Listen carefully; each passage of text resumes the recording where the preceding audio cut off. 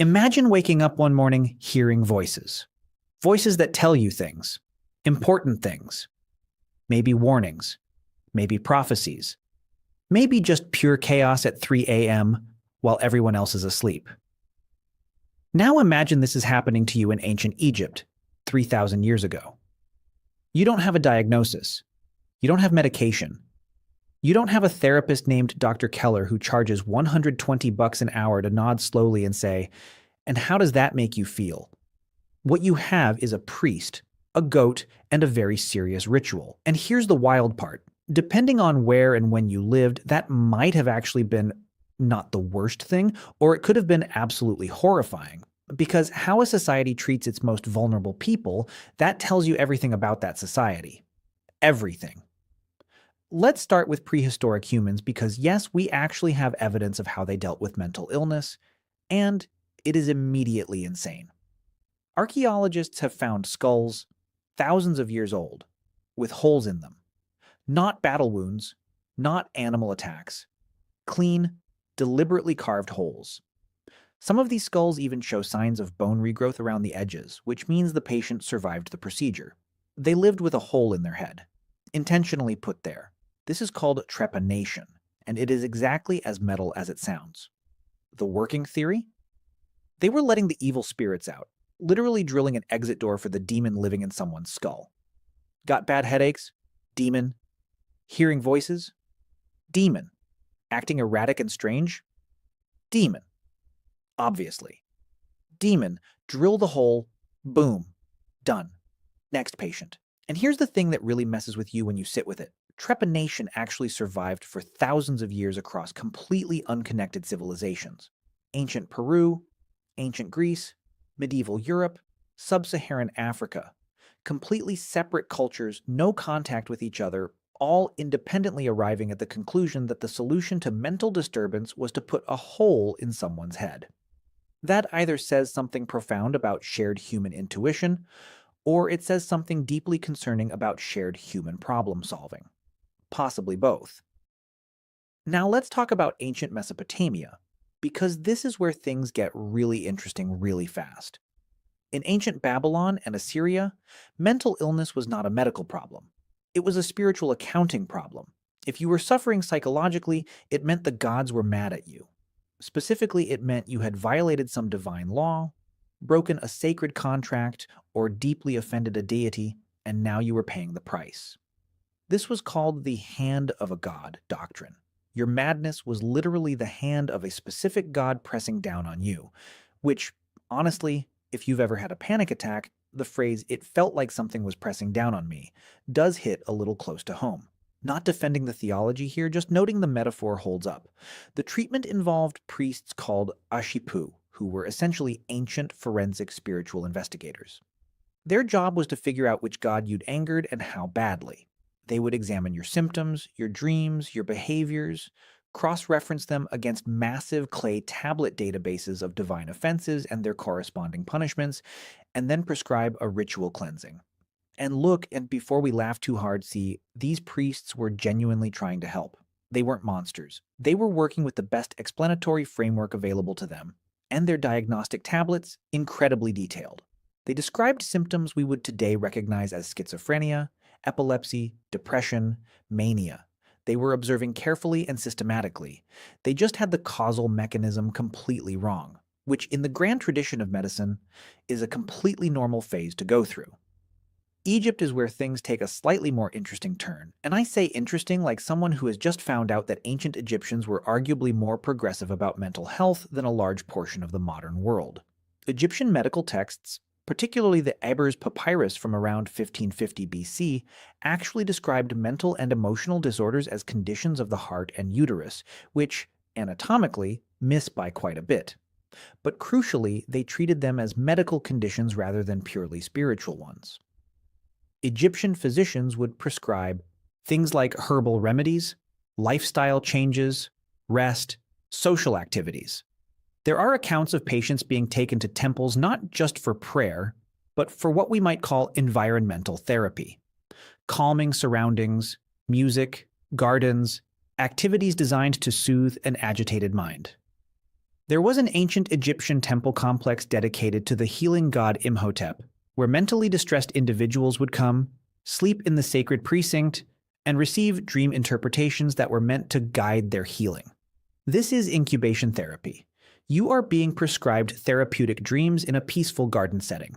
That is genuinely more chill than a lot of modern psychiatric facilities. I'm just saying. Egypt also had a concept that some mental disturbances came from the heart being too full or too empty, almost precursor ideas to what we'd understand as mood disorders. Not quite right, but in the right neighborhood, pointing at the right building, wrong floor.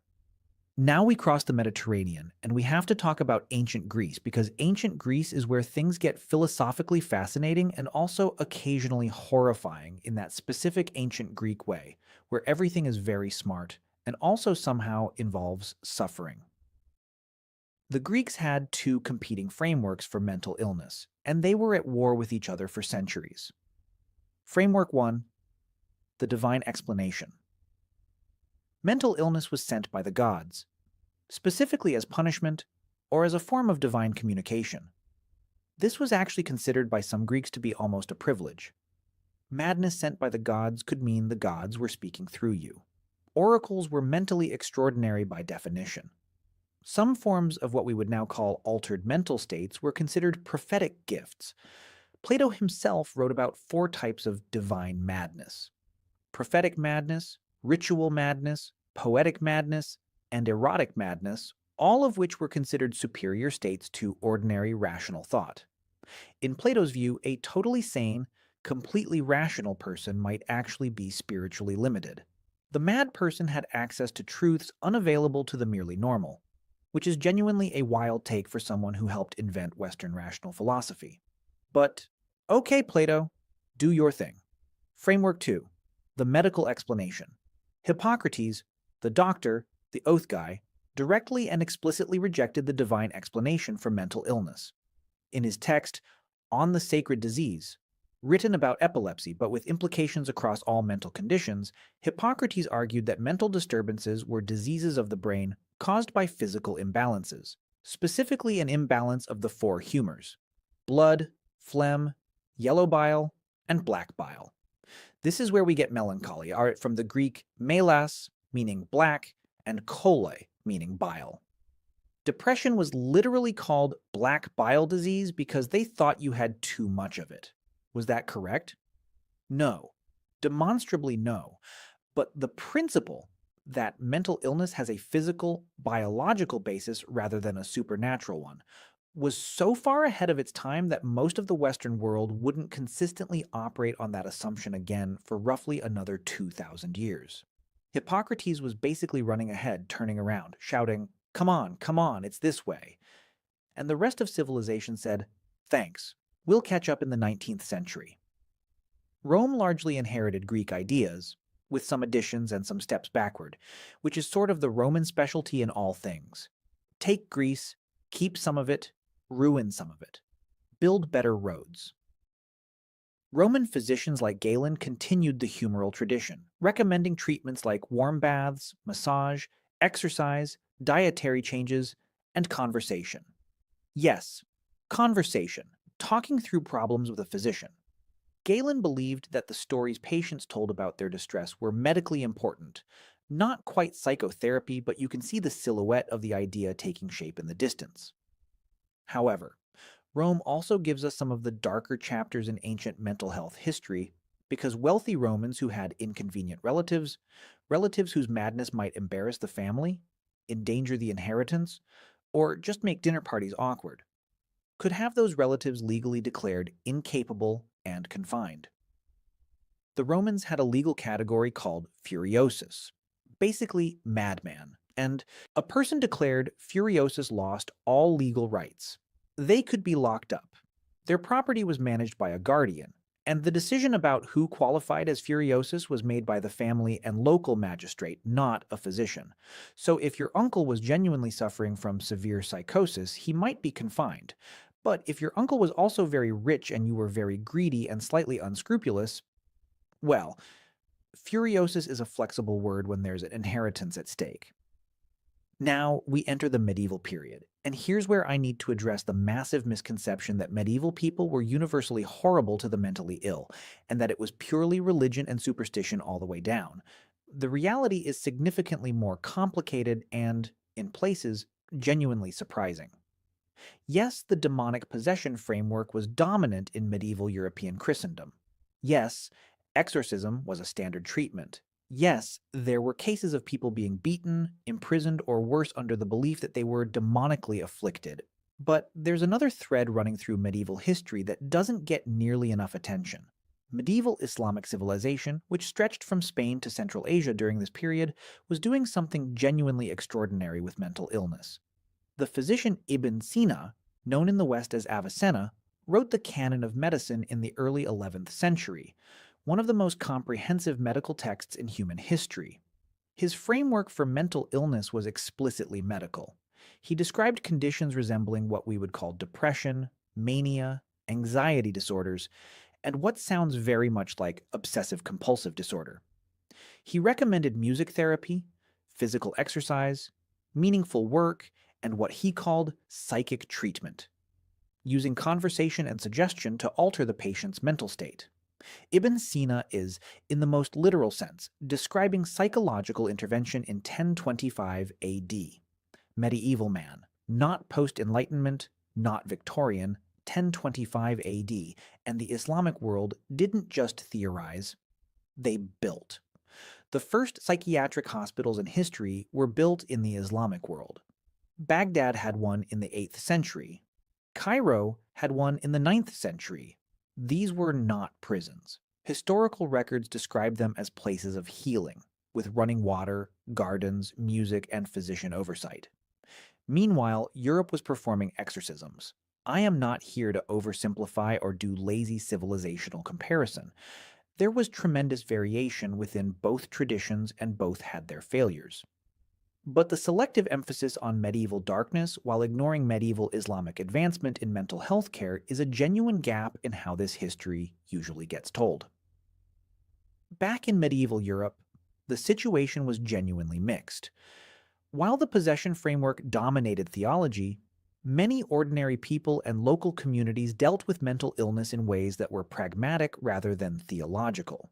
Someone in a village who was clearly disturbed but not dangerous was often simply incorporated into community life. They were known, they were fed, they were watched over, not treated, not cured, just included.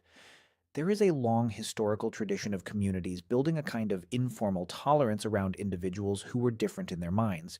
It was never romanticized. It was hard. It was imperfect.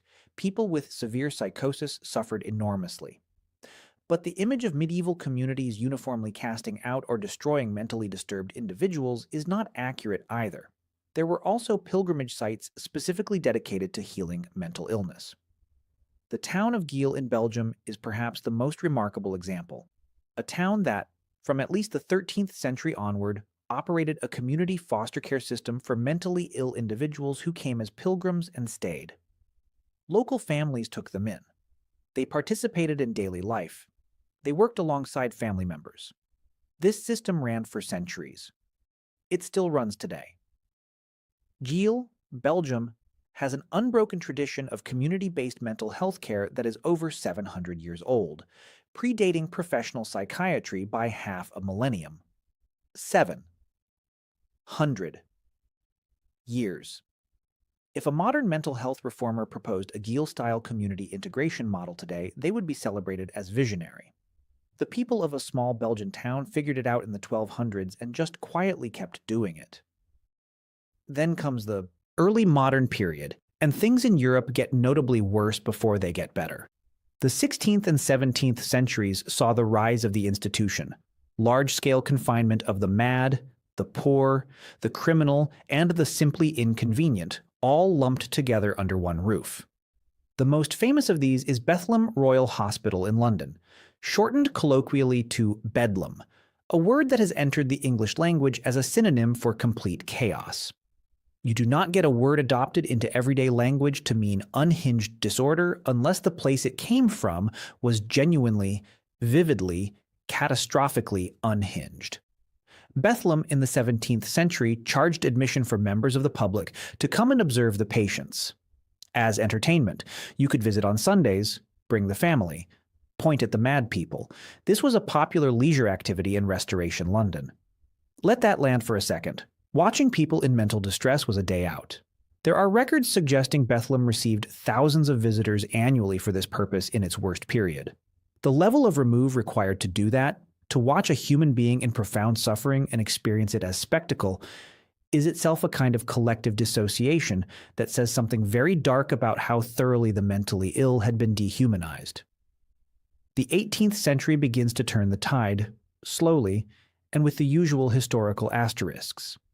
The Enlightenment brought new emphasis on reason, observation, and the dignity of the individual. A few key reformers began arguing that the mentally ill were not subhuman, not demonic, not entertainment, but sick people who deserved humane care. Philippe Pinel in France famously, perhaps apocryphally, but the story stuck, ordered the chains removed from patients at the Bicêtre Asylum in Paris in 1793. He argued that mental illness was a disease of the mind, that patients could recover, and that brutal confinement was counterproductive to that recovery. In England, William Tuke established the York Retreat in 1796, a Quaker institution run on the radical premise that mental patients should be treated with kindness, dignity, and moral support. No chains, no isolation dungeons, fresh air, useful work, social interaction. The York Retreat's outcomes were dramatically better than contemporary asylums, because it turns out treating traumatized people kindly rather than torturing them tends to produce better mental health outcomes. This was considered a radical discovery in 1796. We were making progress, genuinely. Slowly, unevenly, with enormous suffering in the gaps, but the direction was right. And then the 19th century arrived and built enormous asylums and overcrowded them to catastrophic levels. So progress is never really a straight line. The asylum movement started with reform intentions. Get people out of poorhouses and prisons into specialized facilities, treat them with the latest psychiatric methods. By mid-century, those facilities were overwhelmed, understaffed, and had developed institutional cultures that were themselves deeply traumatic. The conditions in many 19th century asylums would be recognizable to anyone who has read accounts of prisons or concentration camps, not in the deliberate evil sense, but in the sense of what happens when you put large numbers of vulnerable people in total institutions with minimal oversight and insufficient resources. Things go wrong. Systematically and predictably wrong. And yet, the 19th century also produced the first systematic scientific psychiatry, the first attempts to classify mental illness rigorously, the first serious neurological research into the brain. Figures like Emil Kraepelin making observations and building diagnostic frameworks that, refined enormously, are still the foundation of modern psychiatry. The knowledge was advancing. The institutions couldn't keep up with the knowledge. The knowledge was arriving faster than the humanity could be organized. What does all of this mean? Here is what strikes me when I trace this entire arc, from Trephand skulls, to Geel, to Bethlehem, to the York Retreat. And it's something genuinely worth sitting with.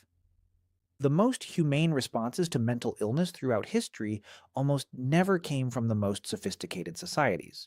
They came from communities that had no choice but to include their disturbed members, from reformers who simply applied basic empathy against institutional resistance, from traditions like Geel that operated on the radical premise that mentally ill people are still people and can still contribute and still belong. The sophisticated responses, the grand theories, the institutional systems, the scientific frameworks, were sometimes brilliant and sometimes catastrophic. Intelligence and expertise are not sufficient. Humanity is not automatically distributed with education. Ancient Babylon got the cause wrong, but tried genuinely to help.